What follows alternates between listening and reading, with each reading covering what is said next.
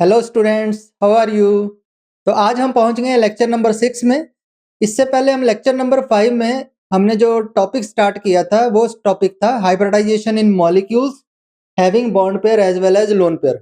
मतलब हम वो वाले मॉलिक्यूल्स को पढ़ रहे थे जिसमें बॉन्ड पेयर भी होंगे और साथ में लोन पेयर भी होंगे। तो वो उन सबका स्ट्रक्चर्स हम ड्रॉ करना सीख रहे थे। तो उसमें हमने दो हाइब्रिडेशन कर ली थी, एक sp कर ली थी और एक sp2 हाइब्रिडाइजेशन पिछले लेक्चर में हमने कवर कर लिए। अब बिल्कुल उसी पैटर्न से, इसलिए पिछला लेक्चर देखना जरूरी है, बिल्कुल लेक्चर नंबर 5, ठीक है। जिस पैटर्न से हमने sp और sp2 हाइब्रिडेशन को पढ़ा, बाकी चारों जो टाइप बची हैं, डेट इज sp3 से लेके sp3d3 तक, ये सारी टाइप्स में हमें उसी पैटर्न को फॉलो करना है जो हमने sp और sp2 हाइब्रिडाइजेशन में पैटर्न पढ़ा था। इसलिए उस लेक्चर को जरूर एक बार देखो और फिर इसके साथ हम रिलेट करेंगे अच्छे से, ठीक है। अब आ जाओ, हम तीसरी हाइब्रिडाइजेशन में पहुंच चुके हैं, sp3 हाइब्रिडाइजेशन। तो इसमें भी उसी तरह से स्टार्ट कर रहे हैं sp की तरह। Bond pair plus LP equal to THO। Bond pair और लोन पेयर का सम किसके बराबर होगा? THO के बराबर, that is total hybrid orbitals के बराबर। तो अगर आपको हाइब्रिडाइजेशन sp3 चाहिए तो THO की वैल्यू कितनी होनी चाहिए? 4। टोटल हाइब्रिड ऑर्बिटल रिक्वायर्ड की वैल्यू, ये हम पिछले लेक्चर में सीख चुके हैं, THO की वैल्यू 4 होनी चाहिए। इसलिए हम यहाँ पे जो लिखेंगे वो लिखेंगे कि bond pair plus lone pair, इसका सम कितना आना चाहिए? 4। तो हाइब्रिडाइजेशन कौन सी दिखेगी आपको? sp3 हाइब्रिडाइजेशन, ठीक है।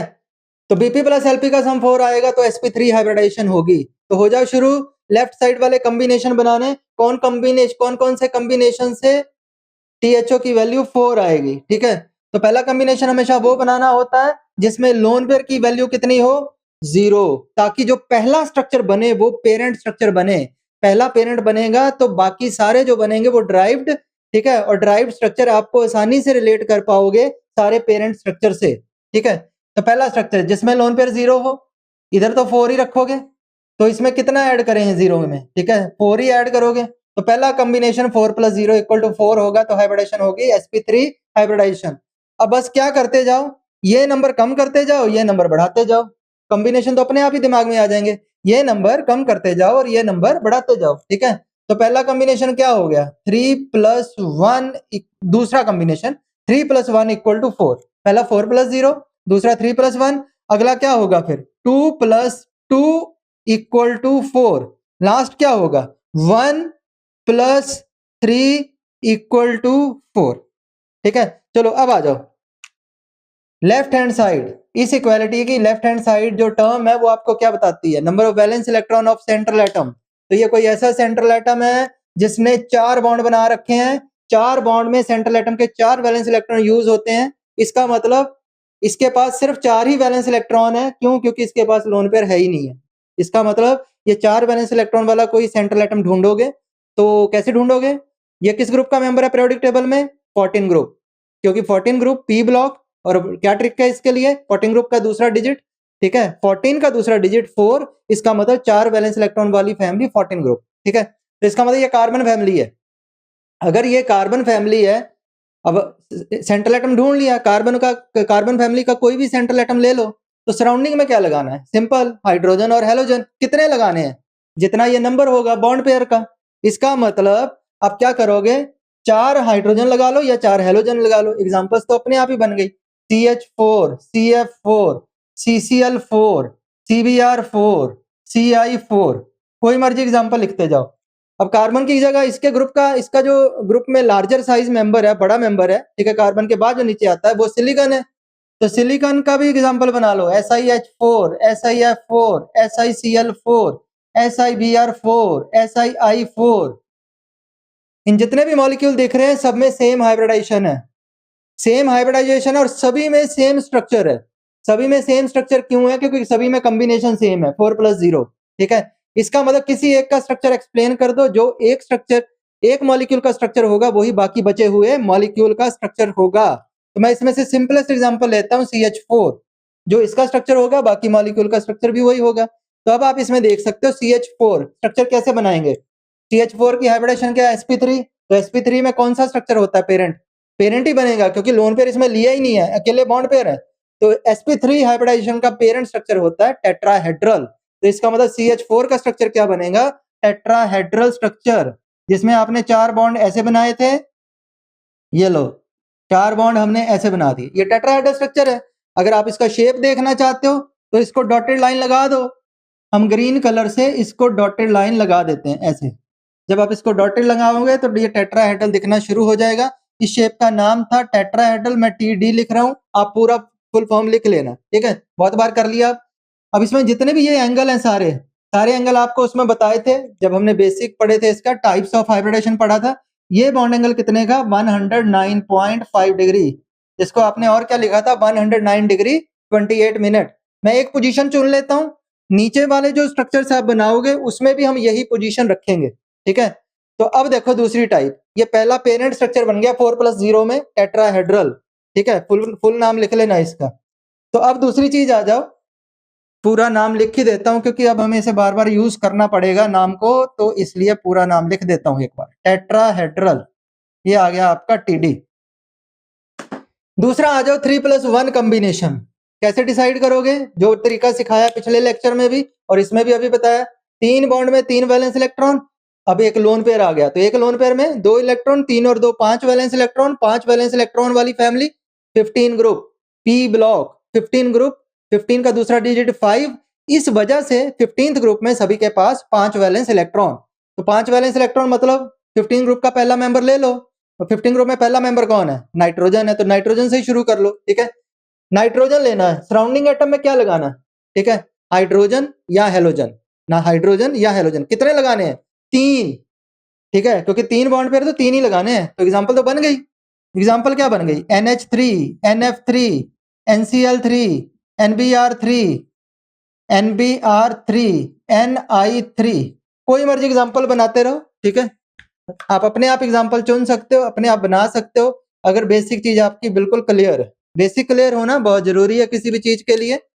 इसका मतलब ये आपकी एग्जाम्पल्स होगी, ये जितनी भी एग्जाम्पल हैं सभी में THO की वैल्यू कितनी है 4, इसलिए सभी में एक ही हाइब्रिडाइजेशन है। कौन सी है ये?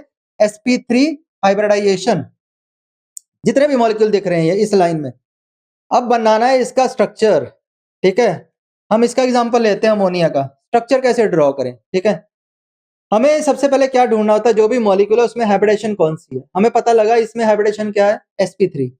अगर इसमें sp3 हाइब्रिडाइजेशन है तो जिसमें भी sp3 हाइब्रिडेशन होगा उसका पेरेंट अरेंजमेंट क्या रहेगा, ये वाला।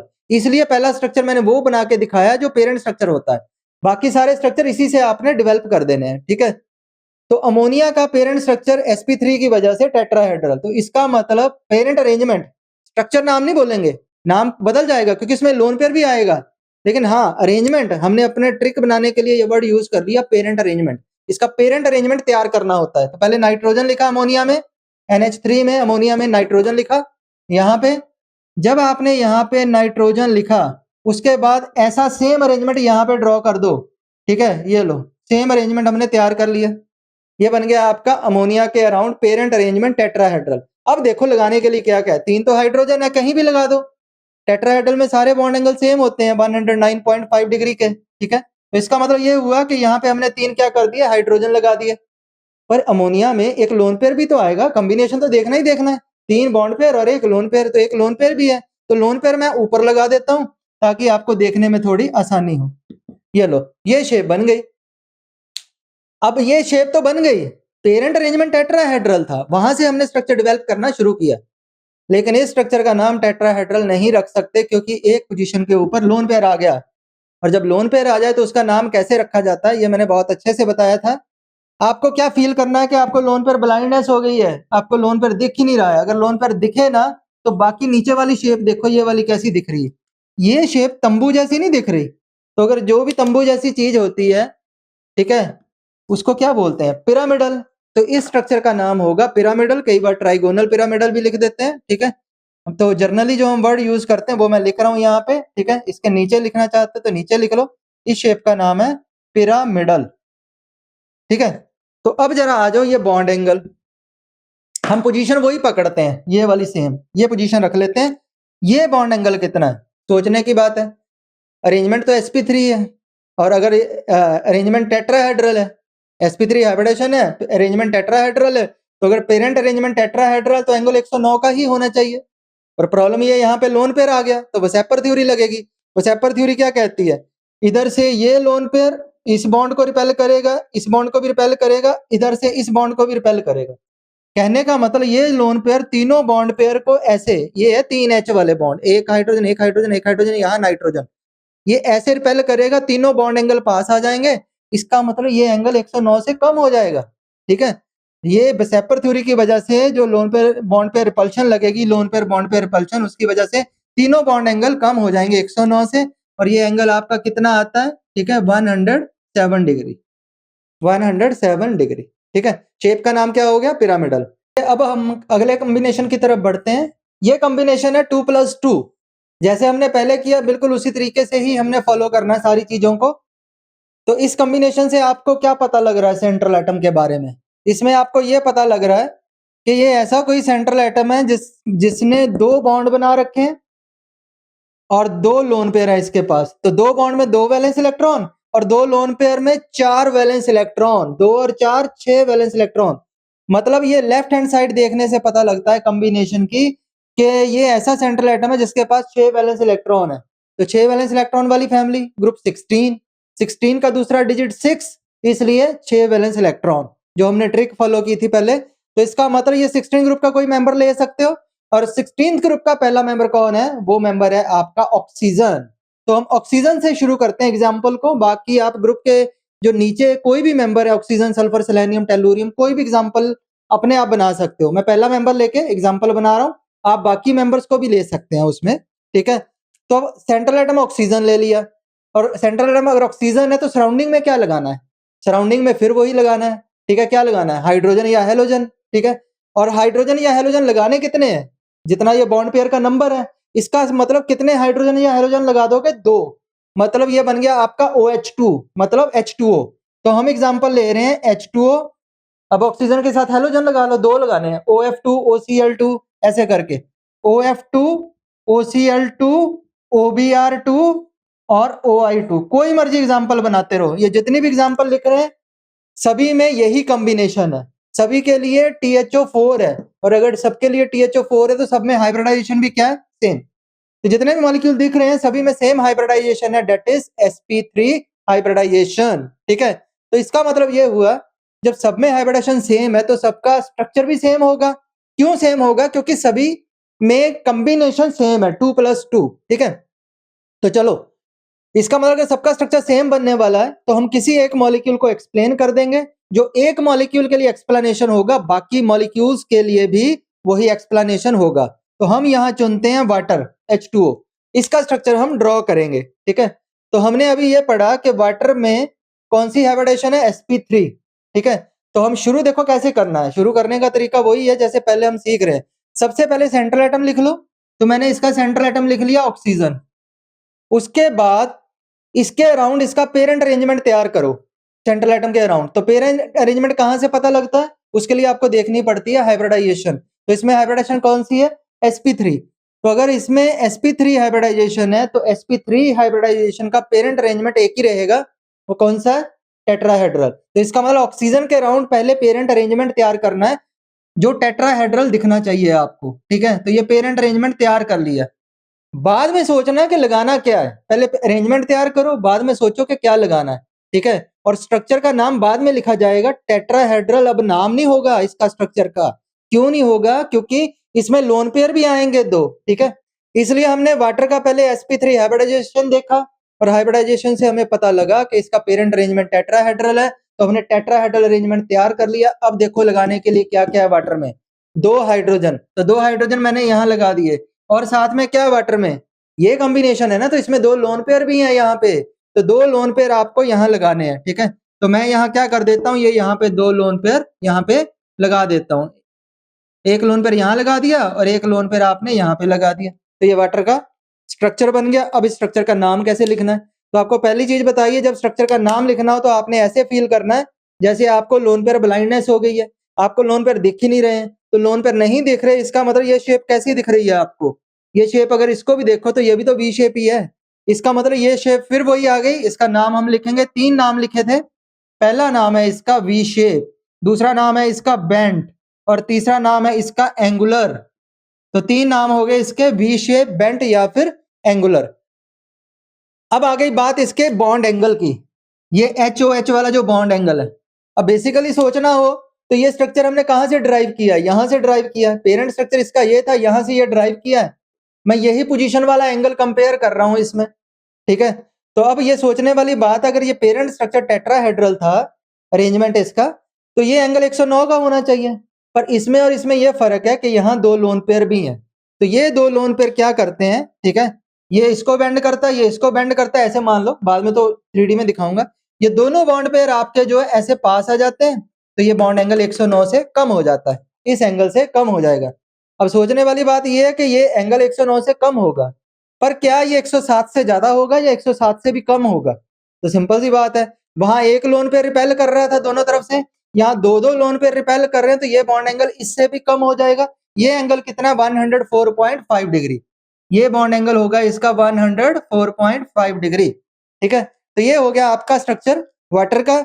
और अब आ गया लास्ट स्ट्रक्चर इसका, लास्ट कॉम्बिनेशन, तीसरा कॉम्बिनेशन, चौथा कॉम्बिनेशन है इसका 1+3 कॉम्बिनेशन, ठीक है। इसमें सीधा ही पता लग रहा है, ठीक है, सिंपल सी एग्जांपल है।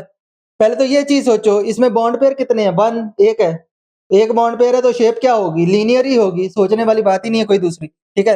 तो इसका मतलब ये हुआ कि इसमें एक ऐसा सेंट्रल एटम है, पहले सेंट्रल एटम ढूंढ लेते हैं ना, एग्जाम्पल बनानी है हमको। तो ये सेंट्रल एटम हम ढूंढ लेते हैं, इसमें ऐसा सेंट्रल एटम है जिसने एक बॉन्ड बना रखा है, एक बॉन्ड में एक इलेक्ट्रॉन, पर इसमें 3 लोन पेयर भी हैं, 3 लोन पेयर में 6 इलेक्ट्रॉन भी हैं, 6 वैलेंस इलेक्ट्रॉन है 3 लोन पेयर में, तो 6 वैलेंस इलेक्ट्रॉन, ठीक है। आप इसका मतलब टोटल इलेक्ट्रॉन कितने हो गए, वैलेंस इलेक्ट्रॉन 7 हो गए।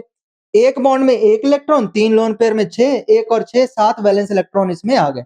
आप ऐसे भी कर सकते हो, सीधा यहीं से नंबर देख सकते हो, एक ये नंबर, ये चीज ऐड कर लिया करो वैलेंस इलेक्ट्रॉन निकालने के लिए, एक ये नंबर ले लिया 1, यहाँ 1 लिखा है, इस नंबर को डबल करके ऐड कर लिया करो, मतलब 1+6, 1+6 कितना हो गया 7, 7 वैलेंस इलेक्ट्रॉन, ठीक है। तो 7 वैलेंस इलेक्ट्रॉन वाली फैमिली ग्रुप 17, ग्रुप 17 मतलब हेलोजेंस, मतलब फ्लोरीन, क्लोरीन, ब्रोमीन, आयोडीन, इनमें से कोई भी एग्जांपल आप चुन सकते हो, ठीक है। तो जैसे मैं इसमें से एग्जांपल ले रहा हूं ये वाला OCl, ठीक है, OCl, OCl लिख लो, या मैं इसको ऐसे लिखता हूं, फिर आपको पहले पता लग जाएगा कि सेंट्रल एटम पहले आ रहा है, ClO-, ठीक है। ये हम एग्जांपल लिख लेते हैं, क्लोरीन पे 3 लोन पेयर, इस तरह से।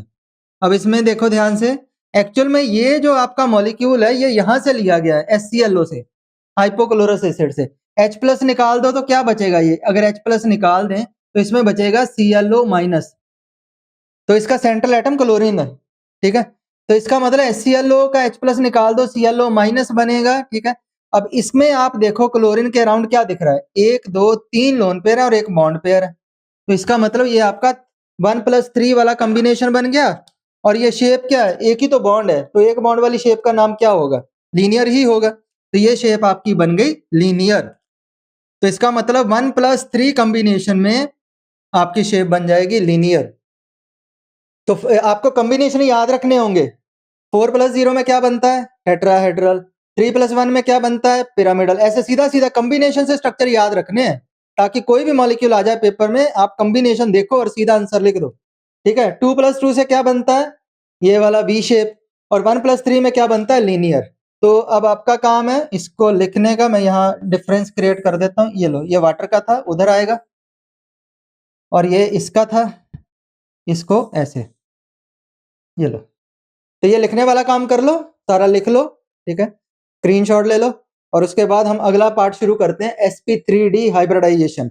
लेकिन उससे पहले एक मैं छोटा सा काम आपके लिए और कर देता हूं, आपको 3D में ये सारे अरेंजमेंट बता देता हूं। 3D में सबसे पहला अरेंजमेंट ये है मिथेन, सेंटर में कार्बन, 4 ग्रीन वाले क्या है, हाइड्रोजन। ये स्ट्रक्चर का नाम है टेट्राहेड्रल स्ट्रक्चर। अब इसमें ये एंगल आपको पता ही है, अब नीचे वाले जो बॉन्ड एंगल था, सारे बॉन्ड एंगल सेम ही है, 109.5 डिग्री। ये टेट्राहेड्रल स्ट्रक्चर है, इससे बनाना ये टेट्राहेड्रल से ये कैसे बनेगा, सिंपली क्या करो, ये वाला एक बॉन्ड पेयर हटा दो, ये लो, एक बॉन्ड पेयर हटा दो, इसकी जगह एक ये लोन पेयर लगा दो, ये लो, ये शेप बन गई। कितना सिंपल है ये अमोनिया का शेप है। अब ब्लैक नाइट्रोजन है और ग्रीन वाले तीनों हाइड्रोजन है, और ये ऊपर जो लगा ये लोन पेयर है, ये अमोनिया का शेप है। अगर आपने जब स्ट्रक्चर का नाम लिखना है तो लोन पेयर दिखाई नहीं देगा, तो ये शेप कैसी दिख रही है? तंबू जैसी नहीं दिख रही है आपको? पिरामिड जैसी। तो ये तंबू जैसा ही तो बन गया ये सारा। तो ये इसलिए शेप का नाम क्या है? पिरामिडल। अब बात क्या है, ये लोन पेयर तीनों बॉन्ड पेयर को ऐसे अंदर की तरफ रिपेल करता है, जिसकी वजह से ये जो बॉन्ड एंगल है 109 की जगह पे क्या आ जाता है?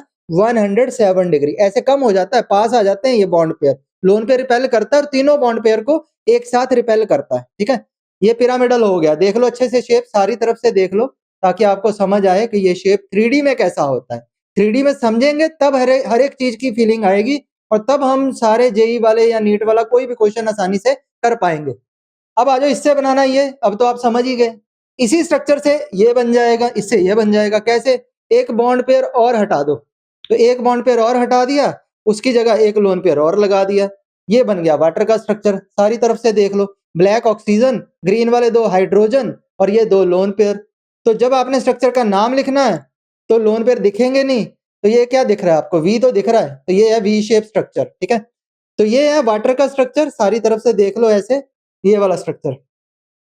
अब ध्यान दो, ये दोनों लोन पेयर ये वाले दोनों बॉन्ड को अंदर की तरफ रिपेल करते हैं। दो लोन पेयर हैं, स्पेस में बहुत ये फैले हुए होते हैं। देखने में हमें छोटे छोटे लग रहे हैं, लेकिन फैले बहुत ज्यादा होते हैं ये एक्चुअल में। तो ये ऐसे इनको और ज्यादा बेंड कर देता, तो ये एंगल आपका सिर्फ कितना रह जाता है? 104.5 डिग्री। ठीक है, अब इससे बनाना है आखिरी स्ट्रक्चर। क्या करना है? सिंपल। अब तो आगे आगे बढ़ रहे हैं ना, तो एक और बॉन्ड पेयर हटाया और उसकी जगह पे एक और लोन पेयर यहाँ पे लगाया। ठीक है, तो ये अब ब्लैक क्लोरीन है, ग्रीन ऑक्सीजन है, और ये इसके 3 लोन पेयर है जो आपको यहाँ दिख रहे हैं। तो लोन पेयर है और बॉन्ड तो एक ही है ये वाला, तो इसलिए ये शेप क्या है? लीनियर है। ठीक है, तो अब इसमें एक जो आपका क्वेश्चन है और बनता है, ये प्लेनर और नॉन प्लेनर कौन से हैं? तो ये तो आपका नॉन प्लेनर ही है, 3D में स्ट्रक्चर है। ये भी नॉन प्लेनर है, सारे एटम सेम प्लेन में नहीं है। पर वी आपकी प्लेनर होती है। देखो कैसे, ये वी है, इसको अगर ऐसे रख लो तो ये तो सेम प्लेन में आ गई।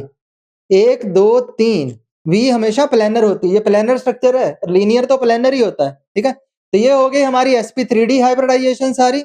इसकी सारी जो एग्जांपल्स रिलेटेड एग्जांपल है sp3 एग्जांपल इसमें हाइब्रिडाइजेशन में। तो अगली जो टाइप है वो हम पढ़ेंगे अब sp3d हाइब्रिडाइजेशन। तब तक ये आप सारा लिख लो, पहले नोट कर लो, फिर उसके बाद हम अगली टाइप शुरू कर रहे हैं। चलो, अब हम अगली टाइप शुरू कर रहे हैं, डेट इज sp3d हाइब्रिडाइजेशन। ये 4th टाइप है, sp3d हाइब्रिडाइजेशन। तो पहले की तरह bond pair plus lone pair किसके बराबर होता है? THO के बराबर। इस बार बॉन्ड पेयर और लोन पेयर का सम कितना आना चाहिए? मतलब THO की वैल्यू कितनी होनी चाहिए कि sp3d हाइब्रिडाइजेशन आ जाए? तो अगर आपको ध्यान हो, जो हमने फॉर्मूला लिखा था उसके अकॉर्डिंगली THO की वैल्यू अगर 5 होगा तो आपका हाइब्रिडाइजेशन क्या आएगा? sp3d hybridisation. तो हम इस बार लिख रहे हैं bp plus lp equal to 5। अगर bp और lp का सम 5 होगा तो आपकी हाइब्रिडाइजेशन आएगी sp3d। THO की वैल्यू अगर 5 होगी तो हाइब्रिडाइजेशन बनेगी sp3d हाइब्रिडाइजेशन। चलो, अब बनाते हैं कॉम्बिनेशन। ठीक है, हमें वैल्यूज लिखनी है यहाँ लेफ्ट साइड पे, ताकि सम उसका क्या आए? 5 आए। तो शुरू कैसे करना है? जब लोन पेयर कितना हो? 0, मतलब पहला कॉम्बिनेशन ये बनेगा 5 plus 0 equal to 5, that is sp3d hybridization. ठीक है, अब ये नंबर कम करते जाओ और ये नंबर बढ़ाते जाओ, सारी पॉसिबिलिटी आपको नजर आती जाएंगी। दूसरा 4 प्लस 1 इक्वल टू 5। तीसरा 2 प्लस, ये इसको 3 कर लो, 4 से आपका आ जाएगा 3 प्लस 2 इक्वल टू 5। और आखिरी पॉसिबिलिटी क्या बन जाएगी? 2 प्लस 3 इक्वल टू 5। तो हमारे पास 4 पॉसिबिलिटीज हैं। पहली 5 प्लस 0, दूसरा 4 प्लस 1, फिर 3 प्लस 2 और फिर 2 प्लस 3। इन चारों कॉम्बिनेशन से जो सम आता है 5, मतलब इन चारों एग्जांपल्स में आपकी हाइब्रिडाइजेशन बनेगी sp3d हाइब्रिडाइजेशन। तो चलो पहली एग्जांपल करते हैं 5 प्लस 0। तो इस इक्वालिटी का लेफ्ट हैंड साइड जो है 5 प्लस 0 है, मतलब यहां से हमें सेंट्रल एटम पता लग जाएगा।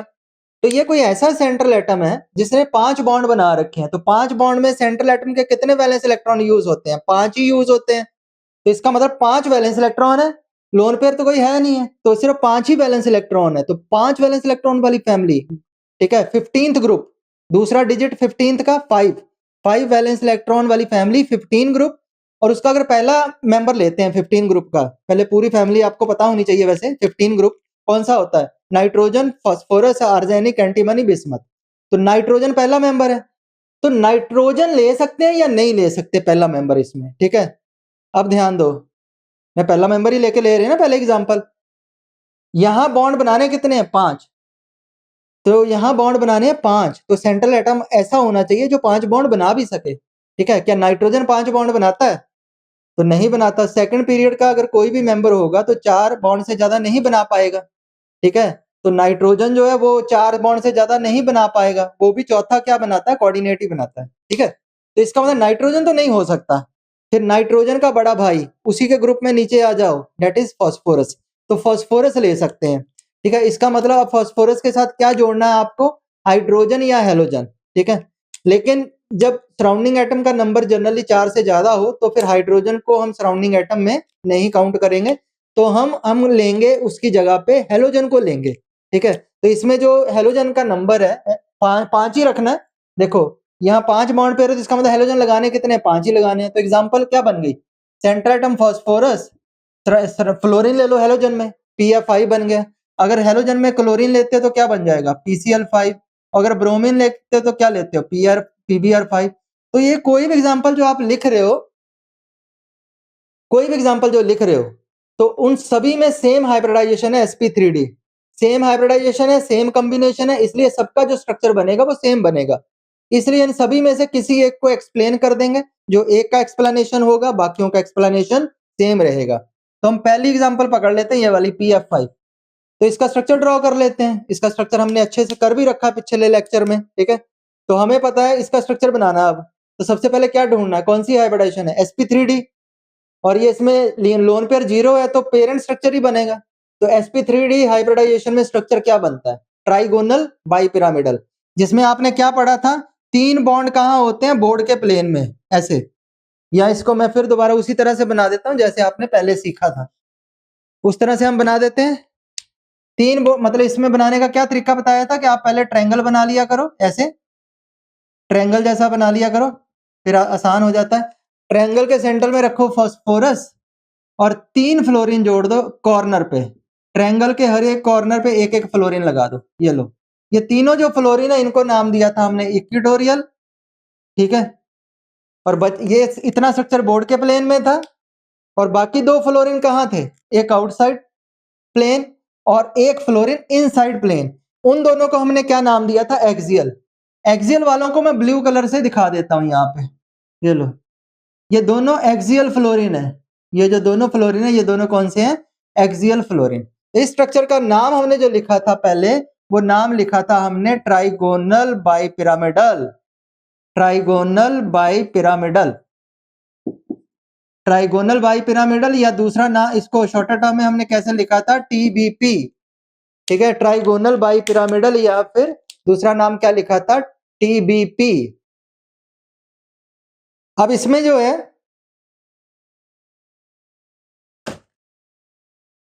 ट्राइगोनल बाइपिरामिडल लिख लिया। अब जरा इसके एंगल थोड़े से आप याद करो, पहले वाले जो बताए थे आपको। ट्राइगोनल बाइपिरामिडल में 90 के कितने एंगल थे? एक एक्सियल 3 बॉन्ड बनाता है 90 के, 2 एक्सियल 90 के 6 बॉन्ड बनाता है, ठीक है। सारे एंगल अच्छे से एक्सप्लेन कर रखे हैं पिछले लेक्चर्स में, जहां हमने sp3d हाइब्रिडाइजेशन को एक्सप्लेन किया था under the heading types of hybridization में। वहां फुल डिटेल कर रखी है इसकी, ठीक है।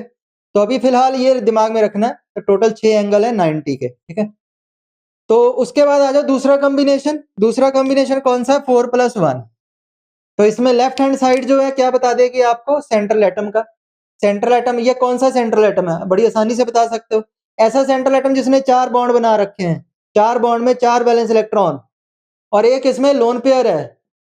एक लोन पेयर में 2, 4 और 2 6 वैलेंस इलेक्ट्रॉन, मतलब 16 ग्रुप। 6 वैलेंस इलेक्ट्रॉन मतलब 16 ग्रुप, ठीक है। तो इसका मतलब 16 ग्रुप का दूसरा डिजिट 6 है, इसलिए 6 वैलेंस इलेक्ट्रॉन है, ठीक है। तो इसका मतलब ये हुआ कि 6 वैलेंस इलेक्ट्रॉन वाली फैमिली 16 ग्रुप क्या ऑक्सीजन हो सकता है? पहले चेक करना है। यहाँ बॉन्ड कितने बनाने हैं? 4। तो क्या ऑक्सीजन सेंट्रल एटम हो सकता है? ऑक्सीजन कितने बॉन्ड बनाता है? ऑक्सीजन सेकंड पीरियड का मेंबर है। अगर सीधी ट्रिक लगानी हो तो 4 से ज्यादा बॉन्ड तो बनेंगे नहीं वैसे भी, ठीक है।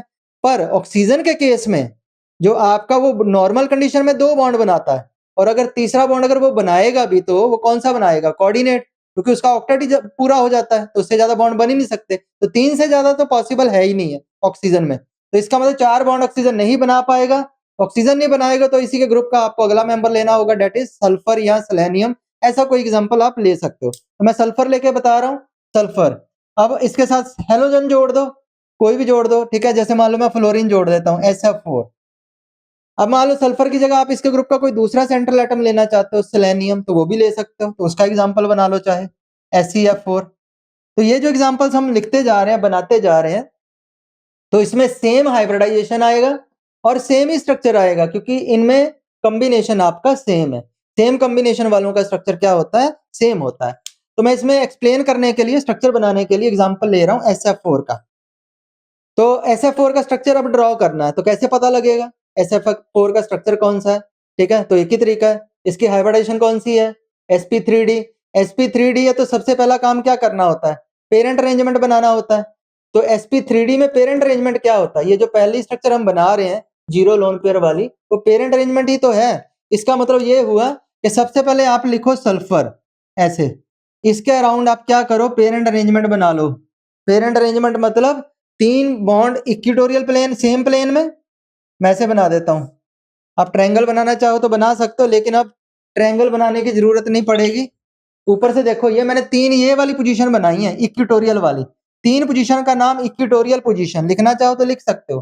3 पोजीशन का नाम इक्विटोरियल पोजीशन, बची 2 पोजीशन। ये 2 पोजीशंस का नाम आप लिख लो एक्सियल पोजीशन। ये लो, ये ऊपर वाला मैंने अरेंजमेंट सारा यहाँ पे लिख दिया। 3 पोजीशन का नाम इक्विटोरियल, 2 पोजीशन का नाम, ये वाली 2 पोजीशन का नाम एक्सियल। अब यहाँ पे कुछ आपको नई चीज सीखने को मिलेगी। वो क्या चीज है? अब यहाँ से SF4 का स्ट्रक्चर ड्रॉ करना है। लगाने के लिए क्या है? 4 फ्लोरीन, ठीक है। फ्लोरीन है, 4 फ्लोरीन है। 4 अगर लगाने हो तो वो एक्सियल पोजीशन पे भी लगेंगे और इक्विटोरियल पे भी, प्रॉब्लम उसकी नहीं है। SF4 है तो इसमें 4 तो बॉन्ड पेयर है, एक लोन पेयर भी तो है, कॉम्बिनेशन से पता चलता है ना। तो एक लोन पेयर भी है। अब लोन पेयर कहाँ लगाएंगे वो मैटर करता है, ठीक है। अब लोन पेयर कहाँ लगाना होता है, उसके लिए फिर काम आता है आपको बेंट्स रूल। और ये रूल है सिर्फ किसके लिए? जो अभी लिख रहे हैं, ट्राइगोनल बाइपिरामिडल के लिए। तो ये रूल क्या कहता है कि जो मोर इलेक्ट्रोनेगेटिव एलिमेंट होगा वो एक्सियल पे लगेगा। अगर मान लो इस स्ट्रक्चर में 2 डिफरेंट टाइप के एटम होते हैं, मान लो 2 फ्लोरीन होते, 2 क्लोरीन होते, तो जो उसमें दोनों में से ज्यादा इलेक्ट्रोनेगेटिव होगा उसको हमेशा कहाँ लगाओगे? एक्सियल पोजीशन पे। तो 2 फ्लोरीन, अगर 2 फ्लोरीन और 2 क्लोरीन दिए जाएं आपको इस स्ट्रक्चर में, तो फ्लोरीन आपका एक्सियल पे लगेगा और क्लोरीन आपका इक्वेटोरियल पे लगेगा। ये पहले पोस्टुलेट का मतलब ये है, मोर इलेक्ट्रोनेगेटिव कहाँ लगेगा? एक्सियल पे। और 3 चीजें जो बाकी बची, कौन कौन सा? लेस इलेक्ट्रोनेगेटिव एटम, ठीक है, जो लेस इलेक्ट्रोनेगेटिव सब्स्टिट्यूएंट है, ठीक है। और दूसरा लोन पेयर, या ऐसे कर लो क्योंकि लोन पेयर ज्यादा कॉमनली आपको देखने को मिलेगा, उसको पहले लिख लो, इसके बाद इसको लिख लेते हैं। Lone pair, double bond, less electronegative atom, ठीक है, ये आपके कहाँ लगेंगे? इक्विटोरियल पे। ये तीनों चीजें, lone pair, double bond, less electronegative, हमेशा कहाँ लगेगा? इक्विटोरियल पे। और ये किसके लिए एप्लीकेबल है? ट्राइगोनल बाइपिरामिडल स्ट्रक्चर के लिए। ये आप रूल फॉलो करोगे जब भी आपको लोन पेयर या डबल बॉन्ड लगाना हो, तो ये रूल फॉलो कर लो ट्राइगोनल बाइपिरामिडल के लिए। बेंट्स रूल है ये, ठीक है। लिखना चाहो तो साइड में लिख सकते हो। ये रूल का नाम क्या है आपका? Bent's rule. बेंट्स रूल, इस रूल का नाम है बेंट्स रूल। क्या कहता है? मोर इलेक्ट्रोनेगेटिव हमेशा एक्सियल पे, और ये तीनों lone pair, double bond, less electronegative substituent equatorial पे। तो वापस आते हैं SF4 में। इसमें फ्लोरीन तो दोनों जगह लगेंगे क्योंकि इतने ज्यादा नंबर है कि उसे लगाना ही पड़ेगा, मजबूरी है आपकी। लेकिन इसमें एक लोन पेयर है, वो कहाँ लगेगा? तो लोन पेयर लगेगा इक्विटोरियल पे। तो इक्विटोरियल वाली 3 पोजीशन है, तीनों के बीच का एंगल 120 है। इसका मतलब वो कहीं भी लगा लो, आपकी मर्जी है। यहाँ लगा लो, यहाँ लगा लो, यहाँ। मैं यहाँ पे इसको लगा देता हूँ क्योंकि मुझे आपको स्ट्रक्चर दिखानी है, देखने में कैसा लगेगा, ठीक है। ये लो, ये लोन पेयर इसका लगा दिया एक इक्विटोरियल पोजीशन पे। बाकी सारी जगह पे क्या लग जाएगा?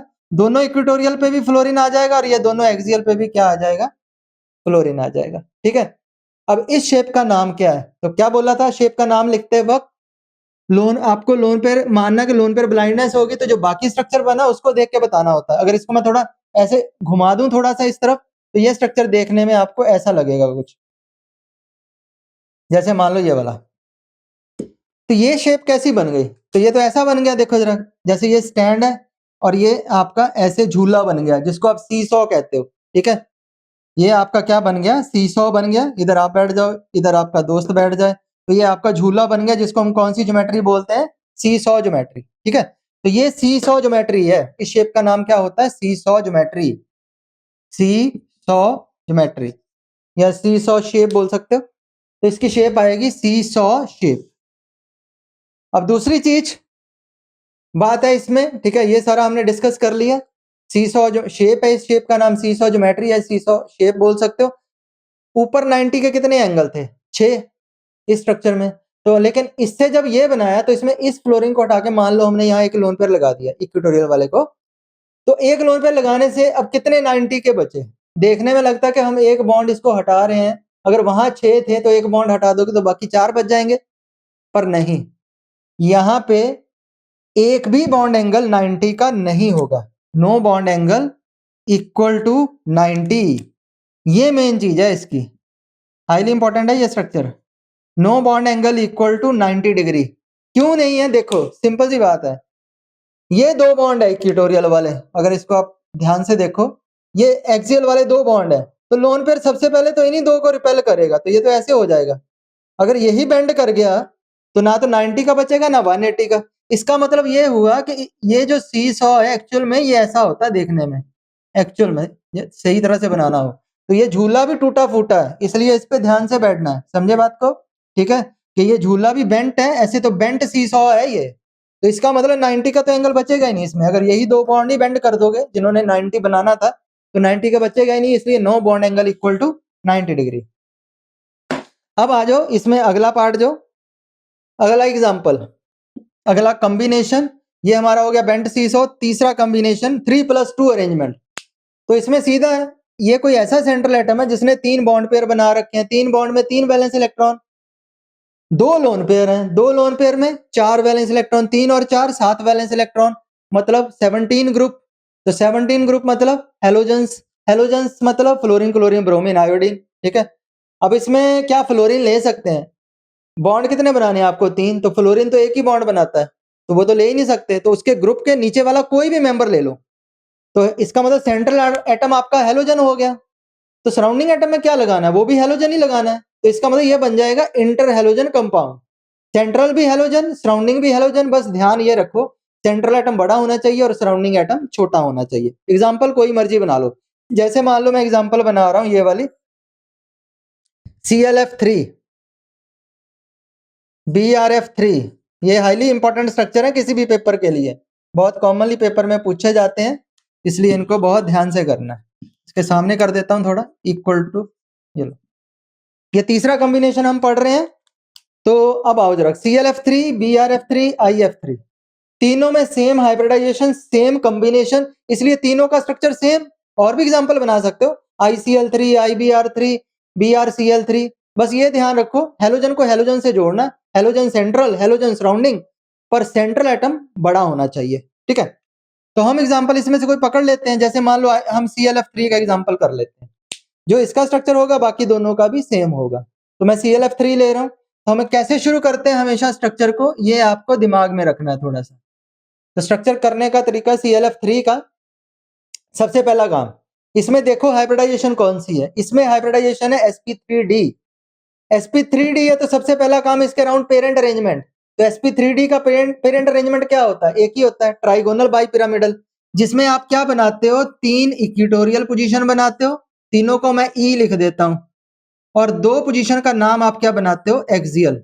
ये लो, 2 पोजीशन का नाम एक्सियल, इन दोनों को मैंने एक्सियल लिख दिया। कलर मैं इसको अलग दे देता हूं ताकि आप लोग इक्वेटोरियल और एक्सियल में डिफरेंस क्रिएट कर सको। ये लो, 3 इक्वेटोरियल 2 एक्सियल पोजीशन। अब लगाने के लिए क्या क्या देखो, 3 तो फ्लोरीन है, ठीक है, और 2 इसमें आपके पास लोन पेयर भी हैं। तो फ्लोरीन तो बाद की बात है, पहले तो लोन पेयर डिसाइड कर लो, तीनों लोन पेयर, दोनों लोन पेयर कहाँ लगेंगे? तो अब ये यहाँ रूल अप्लाई करना पड़ेगा, क्योंकि 2 पोजीशन आ गई ना, इक्वेटोरियल और एक्सियल, तो हमें क्या पता कहाँ लगेगा लोन पेयर? तो हमारे पास रूल है बेंट्स रूल। तो बेंट रूल क्या कहता है? लोन पेयर हमेशा कहाँ पे लगाना है? इक्वेटोरियल पे। तो इक्वेटोरियल वाली 3 पोजीशन है, यहाँ कहीं भी आप 2 लोन पेयर लगा दो, मैं ये दोनों लोन पेयर को इस तरफ लगाऊंगा। इसका फायदा ये है कि स्ट्रक्चर को देखने में आसानी होगी आपको। ये लो, एक तरफ लगा दिए, अब बाकी 3 पोजीशन बची हैं। तीनों पोजीशन पे क्या आ जाएगा आपका? फ्लोरीन आ जाएगा। ये तीनों जगह पे क्या आ गया आपका? फ्लोरीन। ठीक है, तो ये बन गया ClF3। तो अब जरा ध्यान से देखो इसकी शेप क्या बनी। तो शेप लिखते वक्त आपको बोला था कि आपको फील करना है कि लोन पेयर ब्लाइंडनेस होगी, लोन पेयर देख ही नहीं रहे। तो अगर लोन पेयर ना देखो तो बाकी स्ट्रक्चर क्या बचा? देखो जरा, ये क्या बन गया? ये टी ही तो बन गई। तो ये शेप का नाम क्या है? T shape. इस शेप का नाम क्या है? T shape. अब आ गया फिर वही बात जैसे पहले हम कर रहे थे, बॉन्ड एंगल कितने के हैं इसमें? ये स्ट्रक्चर बना है ऊपर वाले से, ऊपर वाले स्ट्रक्चर में 90 के एंगल कितने थे? 6। तो अब यहां कितने बचे? तो यहां भी सीधा दिख रहा है, इधर 2 लोन पेयर है, दोनों लोन पेयर दोनों बॉन्ड को, ये वाले जो 2 बॉन्ड एक्सियल वाले, सबसे पहले इसी को तो रिपेल करेंगे। इसका मतलब तो ये 90 का तो कोई एंगल इसमें बचेगा ही नहीं। तो इसलिए हम सबसे पहले यहाँ पे ये लिखेंगे, no bond angle equal to 90 degree. No bond angle equal to 90 degree. इसमें कोई भी जो है 90 डिग्री का बॉन्ड एंगल नहीं बचेगा।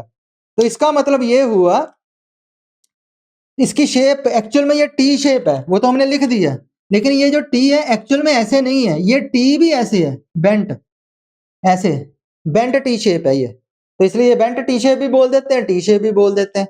अब इसको यहां से पकड़ लो, सिर पे रख लो, तो यही क्या बन जाएगा? छाता। ये अम्ब्रेला जैसी भी बनती है शेप ये वाली। तो इसको हम बोलते हैं T shape, no bond angle equal to 90। Highly important question है ये वाला, इसमें कोई भी बॉन्ड एंगल आपका 90 का नहीं होगा। तो ये हमारा हो गया तीसरा कॉम्बिनेशन, डेट इज 3+2।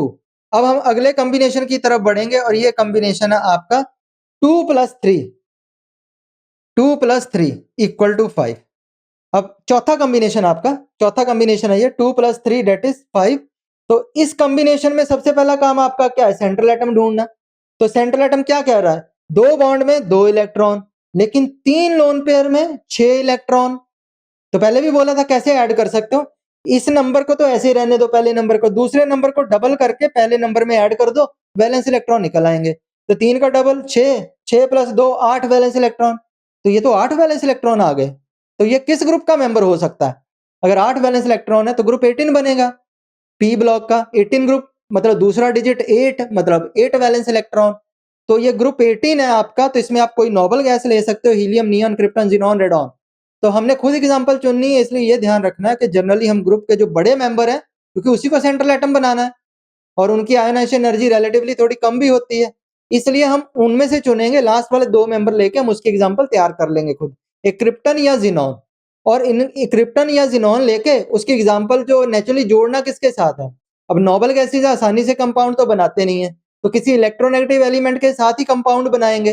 तो जो बहुत मोस्ट इलेक्ट्रोनेगेटिव एलिमेंट्स है पीरियोडिक टेबल के, फोन 3, फ्लोरीन, ऑक्सीजन, नाइट्रोजन, उनमें से पहले 2 जो है फ्लोरीन या ऑक्सीजन लेके हम इसका एग्जाम्पल बना सकते हैं आसानी से। ठीक है, तो मैं फ्लोरीन ले रहा हूँ, जो कॉमनली आपने सुने होते हैं, जो काम भी आएंगे जगह जगह पे। तो अब जिनॉन ले लिया मैंने सेंट्रल एटम, जिनॉन के साथ क्या जोड़ देना मैंने?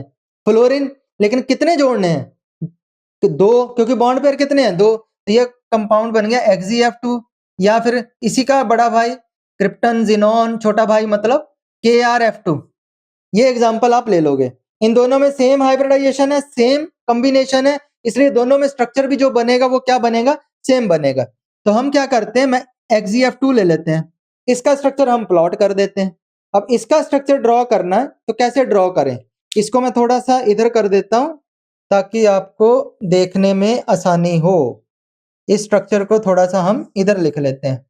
चलो, ये चीज तो हो गई यहाँ पे। KrF2, xenon F2। तो सबसे पहला काम इसमें आपको तैयार करना पेरेंट अरेंजमेंट। इसको मैं मार्क कर रहा हूं, आप देख लो यहाँ पे। इसको हम लिखेंगे यहाँ पे ऐसे, यहाँ बना रहे हैं इसका स्ट्रक्चर XeF2 का। तो सबसे पहला काम XeF2 में हमें पता कौन सी हाइब्रिडाइजेशन है? sp3d। अगर sp3d हाइब्रिडाइजेशन है तो इसका पेरेंट अरेंजमेंट ये वाला होगा। तो इसका मतलब सबसे पहला काम आपको क्या करना है? यहाँ पे पेरेंट अरेंजमेंट तैयार करना है। जिनॉन, इसके अराउंड 3 इक्वेटोरियल पोजीशंस और 2 इसमें एक्सियल, 2 पोजीशन एक्सियल। पहले हमने पेरेंट अरेंजमेंट तैयार कर लिया ट्राइगोनल बाइपिरामिडल वाला। स्ट्रक्चर का नाम नहीं है ट्राइगोनल बाइपिरामिडल, सिर्फ पेरेंट अरेंजमेंट अपनी समझ के लिए लिख रहे हैं, ठीक है। तो ये पेरेंट अरेंजमेंट तैयार कर लिया। अब ये अरेंजमेंट तैयार करने के बाद आपको यहाँ लगाना क्या क्या है, 2 तो फ्लोरीन है, वो तो बाद में देखेंगे। और क्या है इसमें, ये कॉम्बिनेशन है 2+3, मतलब 2 बॉन्ड पेयर है, 2 फ्लोरीन और 3 लोन पेयर भी हैं। तो तीनों लोन पेयर इसमें कहाँ पे लगाओगे, तो एक ही रूल है, क्योंकि ये ट्राइगोनल बाइपिरामिडल है, 2 अलग अलग बॉन्ड्स हैं, इक्वेटोरियल और एक्सियल। तो आपको तीनों लोन पेयर कहाँ लगाने हैं, बेंट्स रूल के अकॉर्डिंगली इक्वेटोरियल पोजीशन पे। तो हम क्या करेंगे, तीनों को उठा के इक्वेटोरियल पोजीशन पे लगा देंगे। ये लो, तो बचे क्या, 2 फ्लोरीन, और दोनों के दोनों फ्लोरीन कहाँ आ जाएंगे, 2 ही पोजीशन बची है, एक्सियल। तो अब इसका नाम कैसे लिखोगे, लोन पेयर दिखते नहीं है बॉन्ड बनाते वक्त, तो ये शेप का नाम क्या है, लीनियर। ये शेप का नाम क्या है, लीनियर। तो ये जो लास्ट कॉम्बिनेशन है 2+3 वाला, इसमें शेप क्या बनेगी, लीनियर बनेगी। इसका मतलब ये हुआ कि ये शेप लीनियर है। अब आप इसमें बोलोगे इसमें 90 के कितने एंगल हैं, ऊपर तो 90 के 6 थे, क्योंकि उसी से ये अरेंजमेंट बनाया है, स्ट्रक्चर बनाया है। तो ऊपर तो 90 के 6 थे, लेकिन यहाँ पे 90 के एक भी नहीं है, क्योंकि यहाँ बॉन्ड ही 180 पे प्रेजेंट है। ये दोनों जो बॉन्ड है वो एक दूसरे के 180 पे प्रेजेंट है, तो 90 का तो वैसे ही एंगल ही नहीं पॉसिबल, सोच ही नहीं सकते उसके बारे में। हाँ, ये पूछ सकते हो कि 180 का है या नहीं, ये जो एंगल है ये एग्जैक्टली 180 है या नहीं। तो देखने में फील होता है कि ये दोनों लोन पेयर जो है, दोनों बॉन्ड पेयर को ऐसे, इधर 2 लोन पेयर है, इधर एक बॉन्ड पेयर लोन पेयर है, ये दोनों लोन पेयर ज्यादा रिपेल करेंगे दोनों बॉन्ड को, और ये बॉन्ड एंगल ऐसे हो जाएगा, और एंगल 180 का रहेगा नहीं, 180 का। पर नहीं, ठीक है, ये तीनों लोन पे रिपल्शन कैंसिल हो जाती हैं। वो कैसे होती है मैं 3D में बताता हूं आपको, ठीक है। तो ये बॉन्ड एंगल एग्जैक्टली 180 का, तो ये शेप परफेक्ट लीनियर है, इसमें कोई चेंज नहीं है। तो अब जरा देखो, ये सारी जो स्ट्रक्चर हमने डिस्कस की है, ये सारी की सारी स्ट्रक्चर अब हम 3D में देखते हैं। ये काम आपका बहुत अच्छे से समझने वाला है, क्योंकि अगर स्ट्रक्चर 3D में समझ आएगी तब आप पेपर के क्वेश्चन सॉल्व कर पाओगे। 2D में समझने से चीजें रिलेट नहीं कर पाते और बहुत सारे क्वेश्चन गलत होते हैं। तो अब आते हैं, हम बिल्कुल पहले से शुरू करते हैं, सारे स्ट्रक्चर उसी से डेवलप कर देंगे। ये सेंटर में फास्फोरस और ये 3 ग्रीन वाले फ्लोरीन, लेकिन ये 3 ग्रीन वाले फ्लोरीन कौन से हैं, जिनको मैंने इक्वेटोरियल फ्लोरीन कहा है। ये इतना स्ट्रक्चर तो बोर्ड के प्लेन में ही होगा, या फिर कहाँ होगा, ये आपके कॉपी के प्लेन में, या आपके कॉपी के प्लेन में, ठीक है। तो 3 एक फास्फोरस सेंटर में पर्पल वाला जो दिख रहा है, ठीक है, और ये आपके जो 3 है ग्रीन वाले, ये आपके फ्लोरीन, लेकिन वो फ्लोरीन जो इक्वेटोरियल फ्लोरीन है। इतने स्ट्रक्चर का नाम लिखना हो तो आप नाम लिखोगे ट्राइगोनल प्लेनर। इसमें सारे एंगल 120 के हैं, 3 बॉन्ड एंगल 120 के हैं, ठीक है। ये पढ़ा था हमने अच्छे से, इक्वेटोरियल का इक्वेटोरियल के साथ। तो इसको रखा है ऐसे। ये पहला एक्सियल फ्लोरीन रेड वाला, ये रेड वाला तीनों ग्रीन के 90 पे आया था, इसलिए आपने क्या कहा था, इसमें 3 90 के एंगल आ गए। और इतने स्ट्रक्चर का नाम था ट्राइगोनल पिरामिडल, क्योंकि ये ट्राइगोनल था। इस पे 90 पे जब ये आया, इसने तंबू गाड़ दिया था, इतने स्ट्रक्चर ने, ये इसने एक तंबू जैसी चीज बना दी, इसलिए इसको हमने नाम दे दिया ट्राइगोनल पिरामिडल।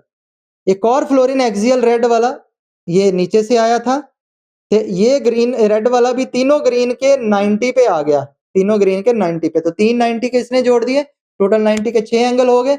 और दूसरी चीज, इसने एक तंबू नीचे की तरफ गाड़ दिया, ये टेंट जैसी चीज जो नीचे की तरफ 90 पे लगा दी, 90 पे जो भी बॉन्ड आता है वो तंबू गाड़ देता है, मतलब ये आपका पिरामिड जैसा बना देता है। तो दूसरा पिरामिड इसने बना दिया, इसलिए स्ट्रक्चर का नाम ट्राइगोनल बाई पिरामिडल स्ट्रक्चर। तो चलो ये तो समझ आ गई, इसमें 90 के कितने एंगल हैं, 6, ठीक है। अब देखो इससे ये कैसे बना, ट्राइगोनल बाई पिरामिडल से ये कैसे बनेगा।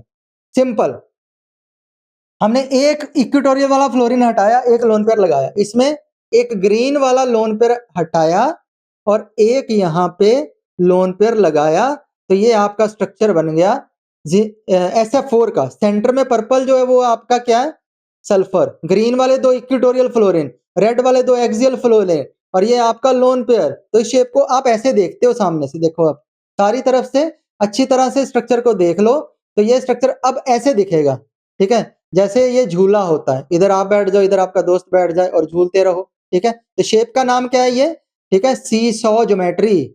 अब प्रॉब्लम क्या है, देखने में लग रहा था, ठीक है, कि ये बॉन्ड एंगल आपका कितने का, 90 का होगा, लेकिन ऐसा नहीं। अब देखो जरा, ये सी सॉ ज्योमेट्री है ना, ये लोन पे दोनों रेड वालों को रिपेल करता है, जिसकी वजह से ये अंदर आ जाता है। तो कोई भी बॉन्ड एंगल इसमें 90 का आपको नहीं दिखेगा, इसलिए इसका क्वेश्चन भी पेपर में यही आता है, no bond angle equal to 90 degree किस मॉलिक्यूल में प्रेजेंट है। तो उसमें एग्जाम्पल दे रखे होते हैं बहुत सारे, उसमें से ढूंढना होता है।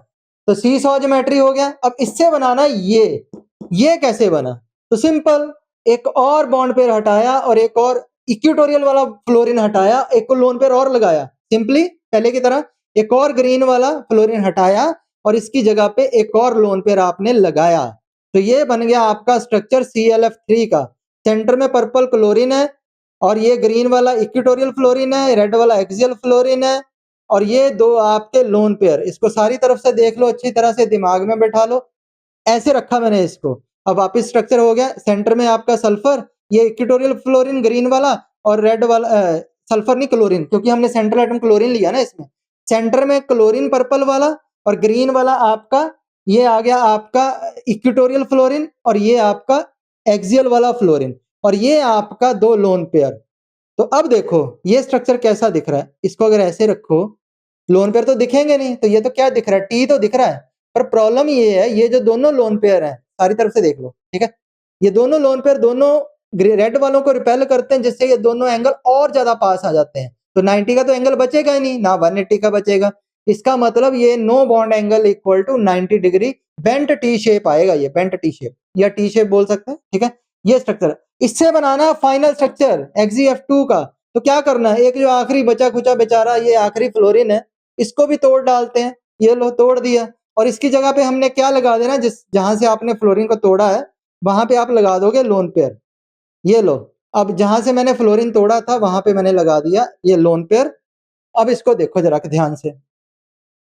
तो अब आपका ये स्ट्रक्चर बन गया। सेंटर में आ गया पर्पल वाला जो दिख रहा है वो जिनोन है और ये तीन आपके लोन पेयर हैं, ये जो पकड़ रखे हैं, और ये दो आपके एक्सियल फ्लोरीन है, तो XeF2।